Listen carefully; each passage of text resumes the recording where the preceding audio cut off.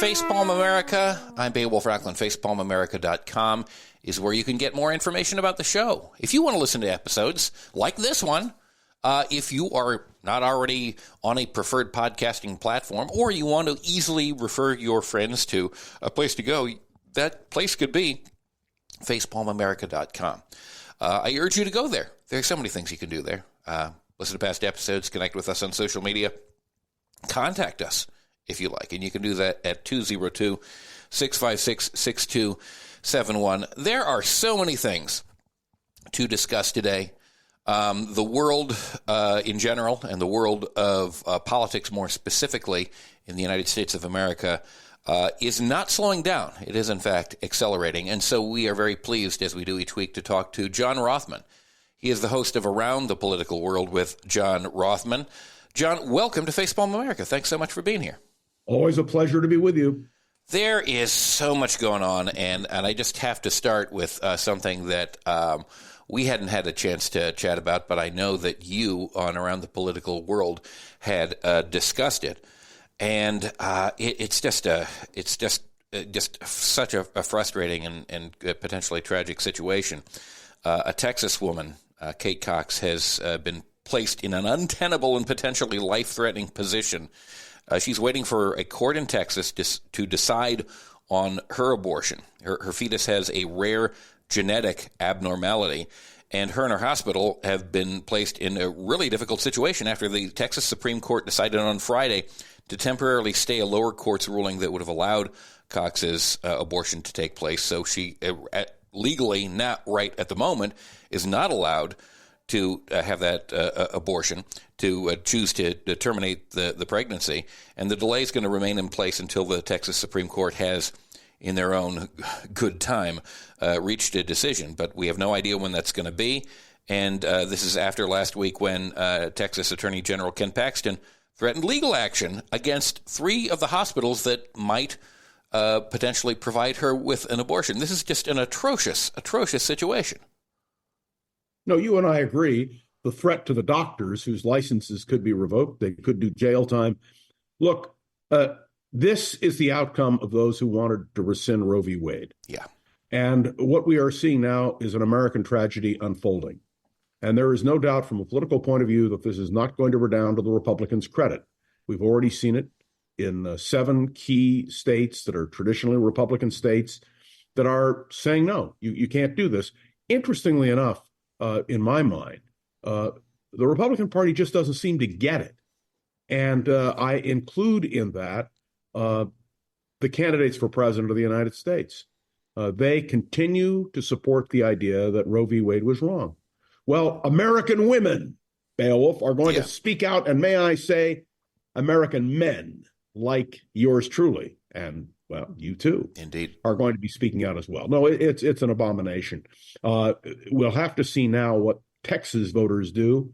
The Supreme Court there is a very conservative court, and we'll just have to wait and see their outcome. But what a shame! What a shame!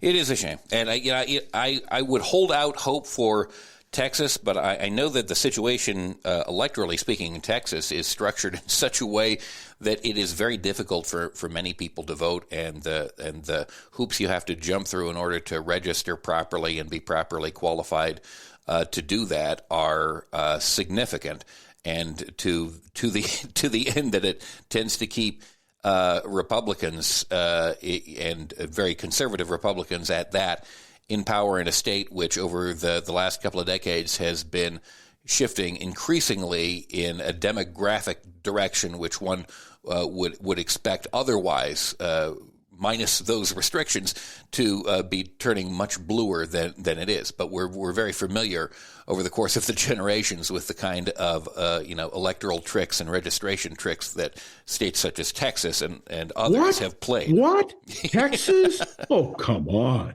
You're right.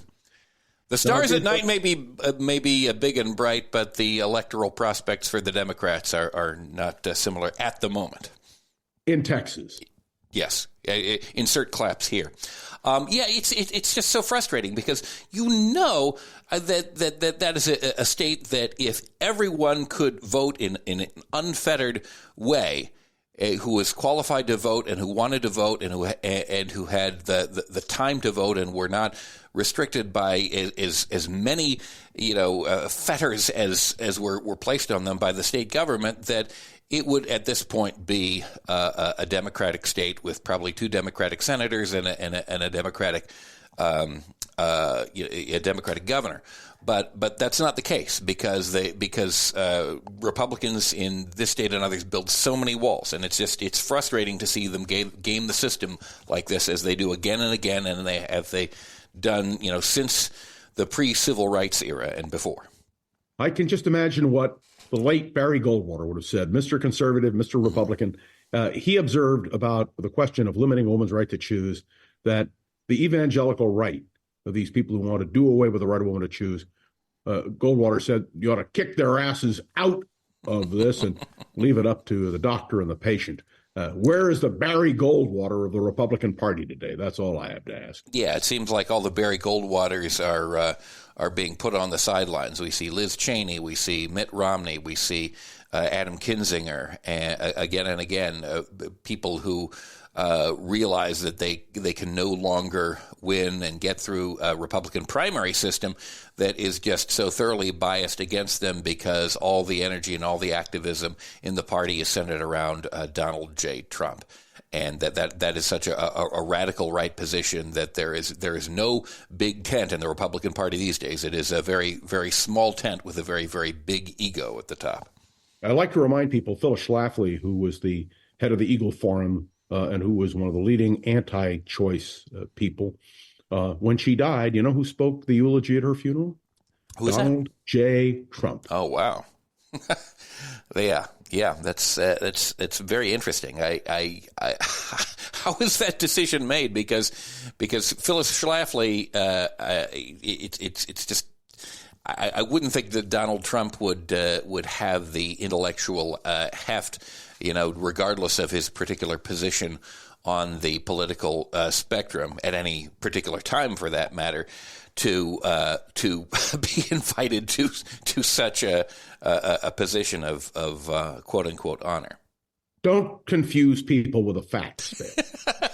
There are too many facts and they're too confusing. Let's see if we can sort out some more of them, particularly around the shenanigans of the GOP. Now, we have seen in the last few days, last week, Hunter Biden is facing 9 criminal charges in a federal tax case. Hunter Biden has been charged in connection with a long-running Justice Department investigation into his taxes, the second criminal case that Special Counsel David Weiss has brought against President Joe Biden's son.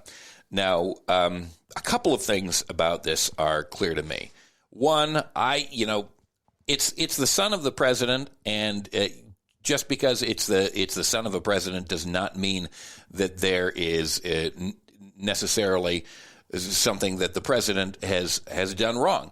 Furthermore, from what I understand of what he's been accused of, one, the information is not very good to what he actually has done, and in addition to that, they didn't occur when Biden was president. 3, even if it were the case that he did deserve,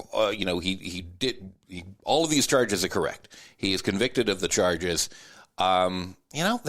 Frankly, that is okay to me. It would be, in fact, a testament, as would a conviction of Donald Trump, to me, be a tribute to the fact that democracy can function even when those in power or close to power are prosecuted and convicted for what happens to them, and they are answerable to those charges. That would be a positive thing to me. But I just see it's impossible to see this in any other light, that it's just a Republican effort to distract against the many more, in my opinion, consequential crimes of Donald Trump. What do you think, John?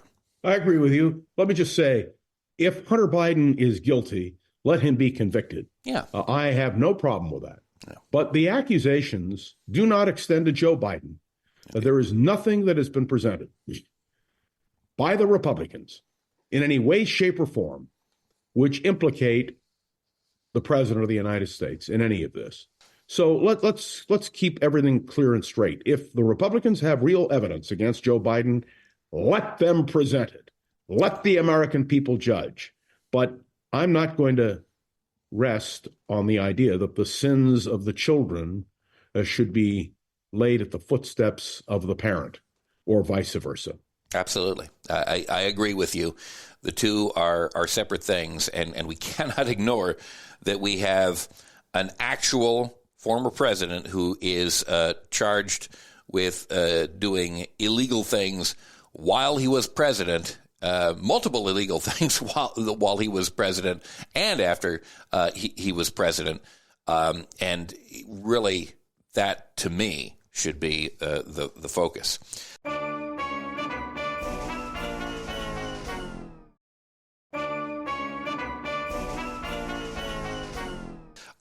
We were chatting a little bit before we began today, and you mentioned a poll in the Republican primaries from Iowa. No, it's caucuses. The Iowa caucuses. I stand corrected. What did those say? I'd love to get into that a little bit. The caucus poll, which came out today, showed former President Trump with 51% of the vote. And so far ahead of Nikki Haley and Ron DeSantis as to basically doom their campaigns if the poll results are correct. Yeah. And that's the real issue. But what I find crazy, I don't understand it. Republican voters, according to the same poll, 70% say they're absolutely committed to voting for Donald Trump. And I have to tell you, I'm completely befuddled. I don't get it. How can people vote for someone in a caucus or a primary, and remember we have New Hampshire and South Carolina coming up, who is under 91 separate charges of federal indictment? I mean, it's nuts. So let me just say to you, it appears that unless something happens, Donald Trump will be the Republican nominee for president. That will be a shame not only for the American people, but for the Republican Party. This is not the party of Dwight Eisenhower or Ronald Reagan. It simply is a party that doesn't function properly. And your observation earlier, which I think is absolutely valid, that people like Liz Cheney, Adam Kinzinger, responsible Republicans, conservative Republicans, who I would never vote for because I disagree with them on so many policies. Well, and now let me give you the next rub. Tomorrow, President Zelensky is going to arrive in Washington. Yeah. And what is the obstruction to giving aid to Ukraine? The Republicans. Why? They want tighter border controls. They want, well, I don't know what they want, but I can tell you to do this is absolutely a disgrace. And it reminds me that the Republican Party has a history of isolationism. Yeah. And thank God there were Republican presidents, and I include in that Dwight Eisenhower, Richard Nixon, Gerald Ford, Ronald Reagan, George H.W. Bush, George W. Bush, who rejected that idea and who reflected the fact that we had an international responsibility. This is a real test. And may I say, Speaker Johnson, who is, and I've just been reading more about him and reading a book in which he wrote the introduction. It's a disgrace that he's Speaker of the House of Representatives.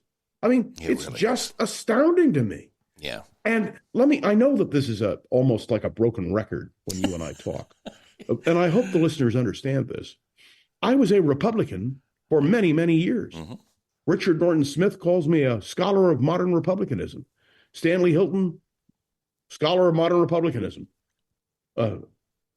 David Levering Lewis, Pulitzer Prize winner, cites me in his books. I mean, I have to tell you, the Republican Party must go through a change. And let me tell you, I hope that when the Donald Trump spell is broken and Republicans wake up from the situation they're in now, when they can see what he is, that there will be a rechanging